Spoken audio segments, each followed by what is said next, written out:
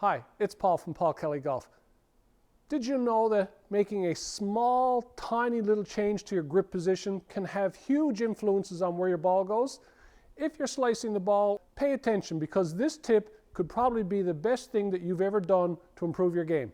So the first thing I want you to do is just take your club and just position your hands on like they normally would be positioned on. And then I want you to just stretch your arms out as far in front of you as they go. Now you can see the club face here, and this club face is pointing straight up and down. So at impact, with the force of my swing and my arms lengthening out, that's most likely where it's going to be if I allow it to happen. Now, if I was to put my hands on the club in a different position, so I would set them on so that they're in a fairly weak position, and weak position means that my two hands are kind of facing each other straight up and down like this. Okay? And my club face is square, but when I push it out in front of me, look at the difference in that club face now. Look how that is angled compared to where it was before. So how you put your hands on your club influences the position of the club face more than anything else. And if you haven't subscribed already, now's a great time to hit that subscribe button, hit the like button, feel free to leave a comment or share to your friends after you watch the video. It'll help the channel grow and you'll get great content on a regular basis. So to give you an idea of how to position your hands, what I've done is a really simple drill. I have taken two little metallic dots. Now you can use pieces of tape, you can even take a Sharpie and just put a dot here. But what we're going to do is you're going to put it right on the bottom of your forearm, right underneath the heel of your hand, right here. So it's not out in the middle, it's not out on the top here, it's right on the bottom.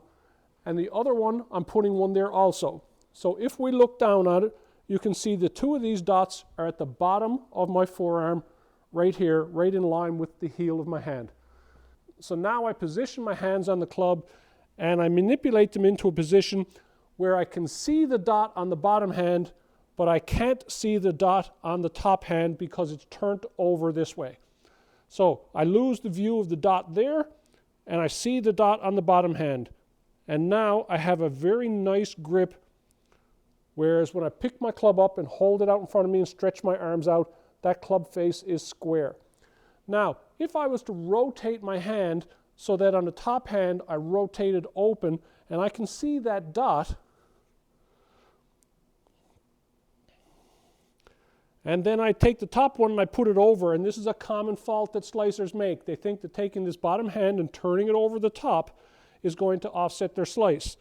So now I can see the dot on the top hand, but I can't see the dot on the bottom hand. I've reversed it.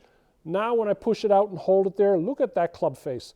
Look how that's going to be at impact. I'm not manipulating this open, I'm just stretching my hands out. And then I go back to taking this dot, turning it down so that I can't see it, turning this dot up so that I can see it, and now look at that. So if you're struggling with a slice, put a couple of dots on your arm, take a Sharpie, take a piece of tape, metallic dots, anything, and look how they're positioned here, right on the inside of my arm. So when I put my hands together like this, palms up, the dots almost line up and touch each other. They're on the inside and bottom of my forearm. So now to make a couple of shots, I step in, I take my lead hand, I position it on so that I lose sight of that dot. I'm turning it down so I'm seeing more knuckles. Very easy. I'm just thinking I can't see the dot.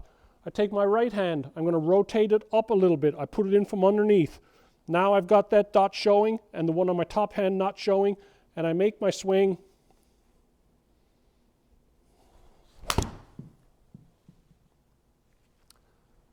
Dead straight, square club face, square path, shot that travels right down the middle. That's a 174 carry.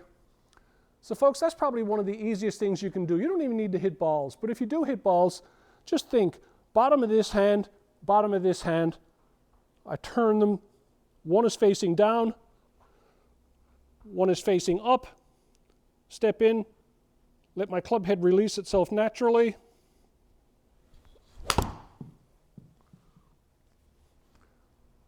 Another tiny little draw that I don't have to manipulate. When my hands are out of position and I have the club face wanting to open or close because of that position, then I have to manipulate. This way, I don't have to do anything. I just hit the ball and let the club face take over. I'm Paul Kelly. Thanks for watching.